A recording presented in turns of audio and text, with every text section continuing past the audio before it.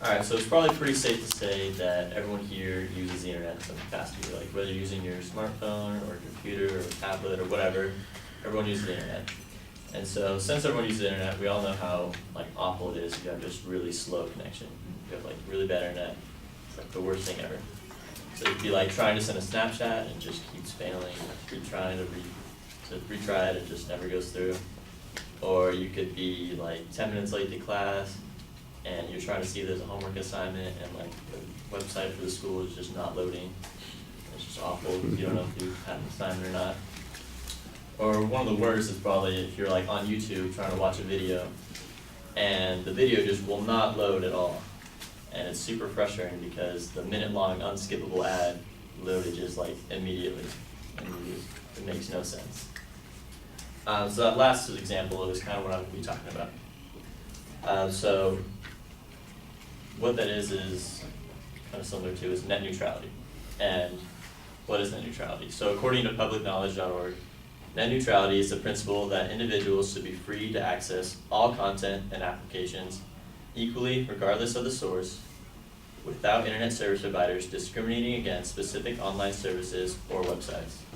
So in other words, it basically means that net neutrality is the idea that whoever provides you with access to the internet can't discriminate and dictate how you use that. So recently, net neutrality has been brought up for question, kind of again because it kind of gets brought up over and over. But on May 18th, the FCC, the Federal Communications Commission, is going to be calling a vote on whether or not they're going to allow fast lanes.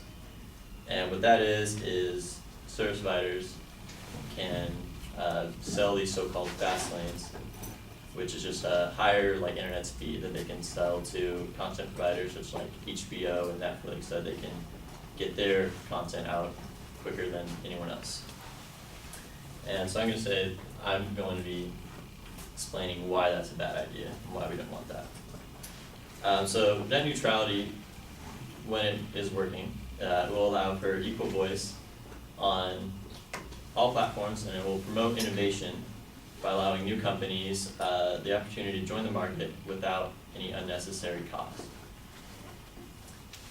So first part is an equal voice. So it's essential to have an equal voice if we want a free and open internet.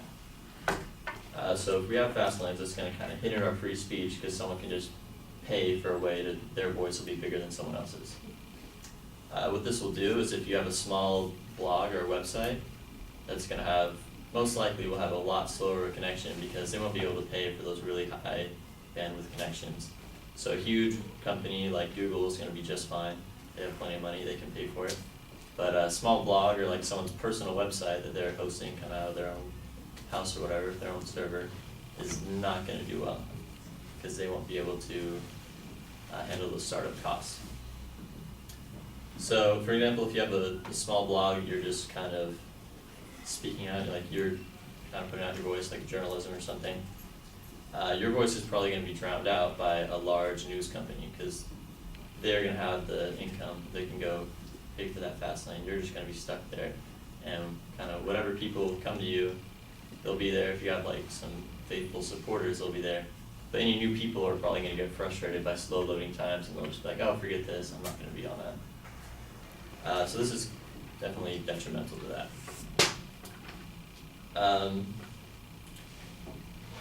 So small websites like that, actually, there's been some question about whether or not ISPs will actually even allow that to happen because, well, what they can do is they can block certain things so that you cannot even send that signal out to everyone else. You could be just totally stuck and it won't happen at all. It should be horrible for anyone that wants to have their own connection. So a possible solution to this, people would say, is just, if you want to be heard, just use social media. Everyone has the same access there.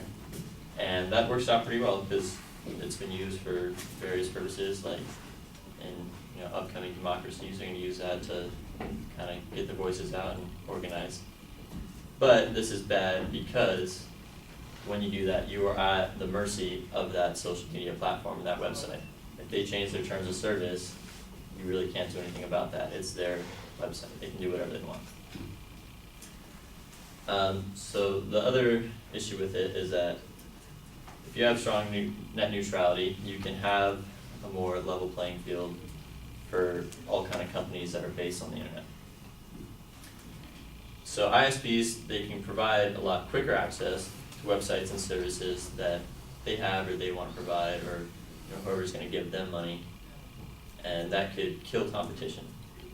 So for example, the San Diego Union Tribune reported that Verizon had blocked the use of Google Wallet on their phones, and this is probably due to their own competing wallet application, and in an attempt to kind of just beat out Google Wallet. However, Google Wallet eventually did succeed. Everyone knows what that is now, most likely, and this probably had a good amount to do with what Verizon's competing app was called. And I had a picture of this, but the app is actually called ISIS. So pretty clear why that did not do so well. They eventually did change the name over to SoftCard, but by that point it was already too late, and SoftCard was actually acquired by Google Wallet in the following years, according to TheVerge.com. As far as new businesses, other companies can use those fast lanes to trump new businesses and create sort of monopolies. So if there was a company that was going to offer streaming services, kind of like Netflix or Amazon Video, they'd probably have a really hard time to compete against them because they won't have this initial startup money to get the fastest connection out there.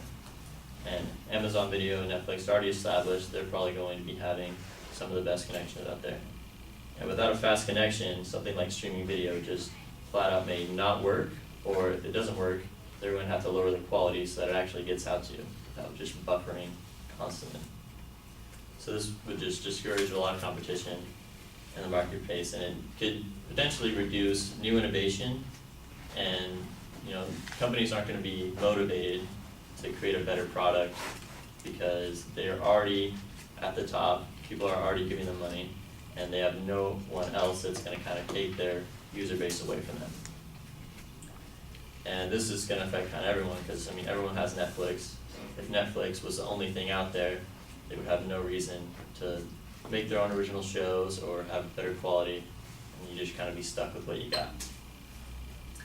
So in conclusion, net neutrality helps to offer an equal voice to all internet users and promotes new innovation and growth by reducing the ability for large companies to monopolize markets.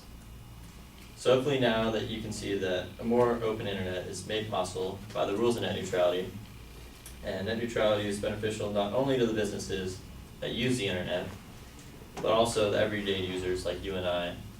And I encourage you that if you learn something new today, that you didn't know this was happening, that if you want your voice to be heard and you want to keep an open internet, that you can go to FCC's website and you can leave a comment saying why you would like to keep net neutrality as it is, or you can contact your local representatives and get your voice out that way.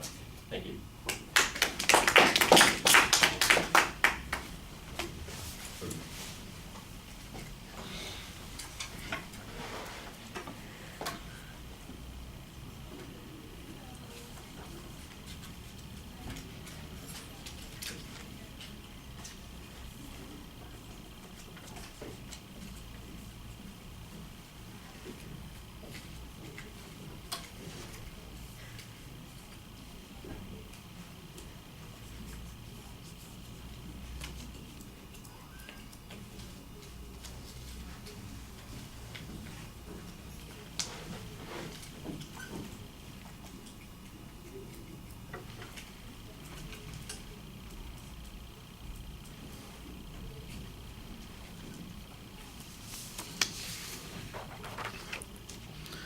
All right, Jacqueline, what did you think?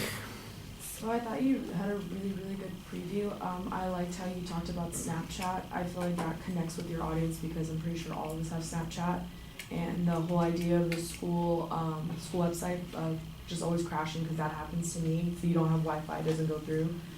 I thought it seemed really, really well researched. A couple of things though is that you did look at your notes a lot, and I think it's because the words are so big, and so I understand that, but it was just, you looked at your notes quite a lot. And also too, it's like I said, you seem like you know what you're talking about, but it's like you're very monotone the entire time. Like I feel like this is something you're really interested in, and I feel that's like you're something you're really interested in. Like just like be more excited about it. But overall, I thought it was really good. It was very interesting, and I definitely learned something new. So. Okay. I thought, I kind of agree that visualization at the beginning is pretty effective at getting everybody in the audience able to relate to what you're talking about, because those are experiences that most people have had. The tie-in to net neutrality, I think, needs to be a little bit more graceful when you're making the transition there. I know that there's a connection, but it's not as clearly explained as it might be. But you do identify your subject pretty clearly. I do think you need a little bit more of a preview, but I like the definition that you had of what's going on with fast lanes and trying to kind of give us a summary of what the issues are. One of the things that I think needs to be a little bit clearer is that we are operating under net neutrality rules right now. So in essence, the things that you described at the beginning sound like they would be things that would be happening with net neutrality rules in place, and you're suggesting that it would get worse, I guess, if we switched over to having these fast lanes and we'd run into these problems more often. That, I think, needed a little bit more proof, because in essence, if this is all supposed to keep everything safe and equal and make it all work great, I guess that means that we all equally get stuck on whatever video doesn't load, as opposed to, your Netflix loads, but your Amazon doesn't, or your YouTube channels don't play, but whoever it is, Hulu, pays the extra fee, and they're all going to be coming through simultaneously. I think your explanation of the issue is pretty good. The best example that you have is the Google Wallet issue, and I think the explanation that it is connected to net neutrality rules needs to be documented a little bit more. But I think that's everything else is very hypothetical, and you're kind of visualizing what could happen or what might happen, or imagine these sorts of scenarios. And that's the one that you can point to that says, well, this kind of did happen. Verizon's trying to screw out Google Wallet. Did they slow down their rates and give themselves an advantage? That kind of thing. That I think we need a little bit more documentation on, but that's something that illustrates the point that you were talking about, and it's something that's real and tangible. And so the more information we could have about that, I think it would make it a little bit stronger. Presentation issues, I think you do a pretty good job speaking to the audience. Sometimes you get caught up in the notes, and like Jacqueline said, sometimes the terminology is maybe a little complicated. I didn't see anything that was problematic. I think your energy, you're a very, we talked about this before. We don't want people to change their personality. You don't want to become somebody completely different. We don't want to make you crazy Gideon, screaming at the TV, because I'm crazy, that kind of stuff. But we do want you to have a little bit more engagement in what you're doing. And it comes across kind of as a more passive voice than an active voice. The language is effective, your art content is effective. Like I said, the delivery you could use a little tweaking. It's not bad. Don't get the impression that you did something wrong. You didn't do anything wrong. We're just talking about what could we do better to make it work better for you, and I think that's sort of where we're working on that. All right, thank you.